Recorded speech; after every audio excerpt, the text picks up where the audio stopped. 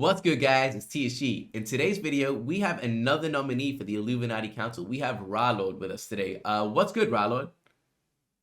Hey everyone, glad to be back here for some intense questioning. Intense question. Yo, this is not a election interview. This is an interrogation. I hope you're prepared. Exactly.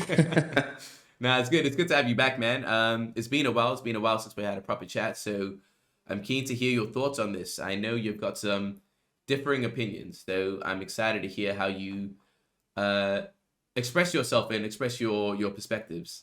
Yeah, sure. I don't want to waste any time. Let's get straight into it, yeah? So the first question is actually a question I asked you previously in our last interview.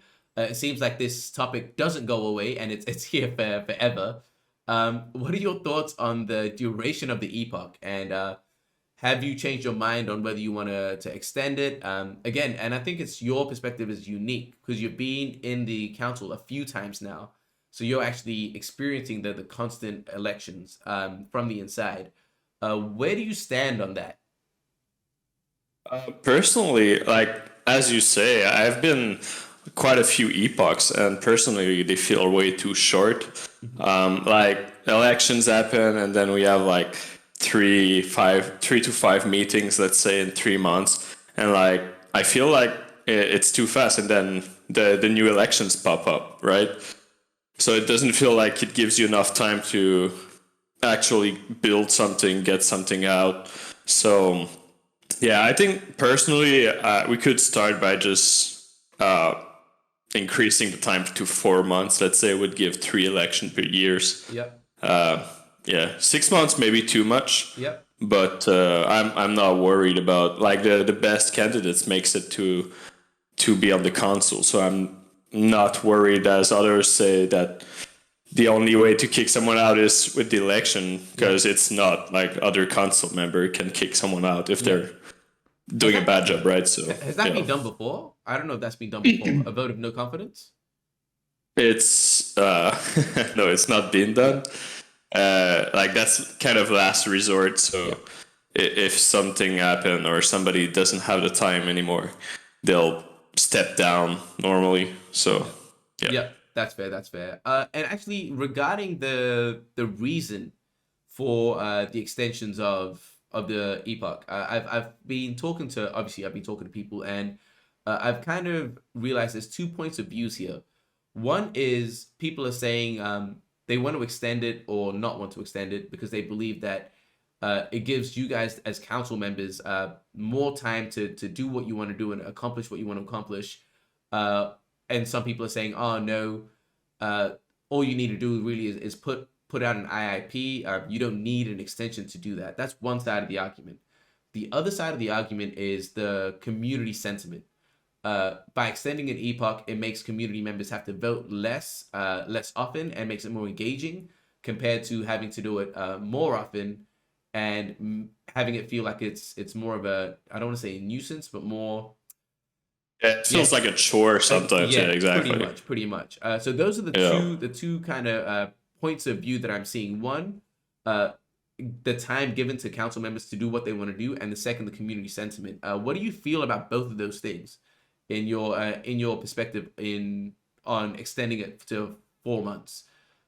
Yeah, I'd say for the community, it's like so much happens in crypto that like some community member might not keep track closely of what happens with like Illuvium and the council, and like we're seeing it with the number of people voting, right? It's like it's really low. So I think we need to have fewer election to boost engagement somehow. But yeah, as for another point of view that like I'm on the council, so I know like we have those debates between us, like we don't agree on everything, right? Especially with me on there. So I kind of so it doesn't leave us time to actually come to like I think I feel rushed like to come to some agreement with others. So yeah, I think we need more time to get to feel the others, and because we only have like 3 to 4 meetings, right? So it's so little that you don't get to know the other council members and the way they think about things. So yeah. but I don't have any metrics that would support a claim to make it longer. So it's just based off feeling right now. Yeah. Yeah. So I just want to summarize and make sure I understand. So regarding the epoch duration, you're definitely 100% down to extend it, and the amount that you're considering would be about 4 months, as to not go too Yeah. long, but just to test out the change. Is that correct? Yeah, exactly. Yep. Awesome. Awesome. All right, cool. So let's move on to the second question, man. And that is with the land coming up, the land sale, this is going to be our first big experience with generating revenue and distributing that revenue to all the stakeholders. So if it was up to you, how would you like to distribute the revenue to stakeholders? Would you like to do it in one lump sum payment? Would you like to do it over a long period of time?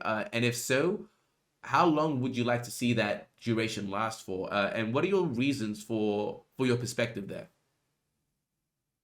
So since the beginning, like when I joined Illuvium, I was in love with the tokenomics, right? And they've changed so much since the beginning, including lands and stuff like that. For me, like the revenue distribution needs to stay as they were configured. You've been asking this question to other nominees, but we had a discussion with Kieran recently on text, and he said that it wouldn't be possible to do a lump sum just because of the slippage and configurations and somewhat. So that's what I wanted. I want one lump sum payment. Maybe I'm open to discussion for the land sale because it's like the big first event and the big revenue, the actual first revenue being distributed. Yeah. And after that, like there will be nothing for quite a few months. But yeah, I think I'm open to like this one time thing that we could stretch it. But after that, any revenue distribution needs to be dealt with within 24 hours when the game launch, because it will be, yeah, because like people say $100 million is a lot of money, but you got to consider that if we got 1 million player that only spend $10 per day, that's already $10 million per day. That's almost your 100 million per week, right? So I'd have that $100 million distributed over a month period maximum, personally, since the minimum to get those revenue is 1 month locking, right? Yeah. So you're and I'd make sure that this revenue only goes to the people that were staked during the event, like not people coming on after, right? Right. Because that's not how it was configured when people invested in this project. Right. So yeah, interesting. So you're saying that, for example, let's say the land sale is June 2nd to June 4th. I believe those are the dates. And so if you're staked now, you get a piece of that cake. If you stake, for example, June 5th or June 6th, you don't get any of that. If they do decide to make it a longer period of time, they shouldn't get any of that. Is that what you're saying? No, exactly. Right. And what happens to, because one of the counter arguments to that is, what happens to those that are staked right now, and it is a longer period of time, and then they unstake? Does that mean that their share just gets split to those that are still staked? Yeah, for sure. Yep. Totally. If you leave the protocol, you shouldn't, like, you don't deserve, like, you need to be staked, right, to get those revenue distributions. So if you leave, I mean, you don't get anything, and that's how it's configured. So and then their position, that the amount that they should have been rewarded just gets split into those that were staked originally. Exactly. Yeah. I mean, that's pretty straightforward. There's not much. I'm pretty conservative on that topic because like the people that vote me on are big investors that were there since the beginning. Yeah. So that's mainly their view too. So I gotta represent them. Yeah. Yep, absolutely. No, I understand that. That's completely fair. All right, let's move on to the next question, and that is, there's been a lot of discussions about the fluctuating price of fuel going up 25% and down 20%, 25%, sorry, and how that's going to affect the general, the normie player, and the price it costs to even play the game in the overworld. What do you think about the options, the conversations about having fuel pegged to USD, where we have a fixed price for travels? How do you feel about the fuel being pegged to USD compared to pegged to ETH. Do you think that we should have those 25% rails? Do you think we should get rid of them and be a completely open market? Where do you stand on that? Personally, since the beginning, it was supposed to be a fixed price pegged on the USD dollar. Yeah. And like I have those conversations still, but this for me came to sort of a surprise. Like I'm not totally, I don't like it. I'm putting myself in like as a new player coming in that doesn't know anything about crypto. Yeah. Like it would feel pretty wrong to buy a lot of those fuel and just figuring out like, okay, that's the price, and then you come up like 2 days later and it's like way cheaper than what you paid. Like I would be pissed. Yeah.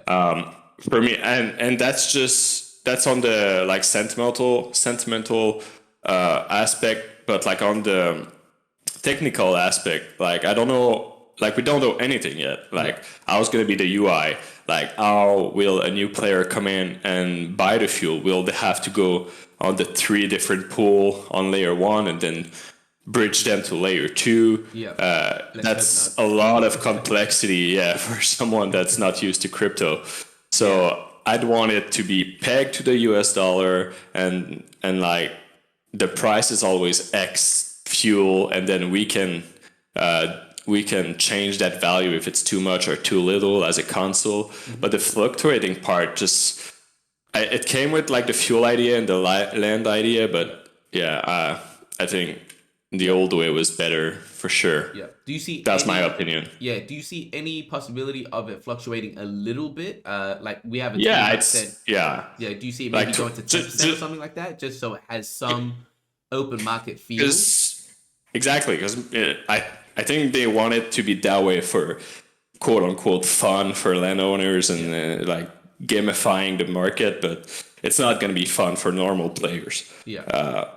So no, I'm always open to discussion, and I'm always open to make compromises. But 25% either way is way too much, in my opinion. Interesting. All right, man. Yo, so I'm gonna honestly, we were only gonna hit with 3 questions because I'm trying to just cut it down a bit shorter for these ones because there's a lot more interviews to get through. But I do have one fun question as always.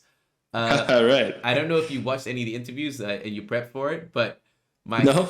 Yeah, good. So it's gonna be a surprise. So the question I have now is: we have the tier 5 lands coming up, and we know that there's gonna be the arenas on them. If you had the naming rights to one of the arenas, what would you name it? Oh, jeez. I don't know. I can tell you we've had. I can tell you what we've had. We've had Vet from Venomore. We had Dick King Palace from New to It All. We had various charities from Daraji, and we had the Mecca for Tatalic Mecca from Blichter. Those are the options we have right now. Dude, Blichter is still like Tiktaalik is our cult. No, that is the one true god. So we'd have to go with something with Tiktaalik, but I don't know. I think I'll just say my name is Jeff, and that's gonna be the. Yo, my name is Jeff. Yo, that's a good one. That's gonna be the name of the arena. Can you imagine? And yo, for the grand prize of $100 million, we're gonna be playing in My Name is Jeff Arena. Yeah, but you gotta say it like Channing Tatum though. My name is Jeff. Oh man. There we go. Yo, Rahlord, thank you, man. Thank you for coming on again. I really appreciate it. I know you're busy as well, so I really appreciate you taking the time to come on and chat with me. Is there anything that you want to leave us with before we call it? Before we end this. No, it's always a pleasure to talk with you, and the questions are always great and on point. Yeah, like you know what's going on and what needs change. Yeah, I just say like and subscribe to this video. It's awesome. Thank you. Yeah, honestly, the questions I can't take credit. Daraji helped me with them. A couple of other community members.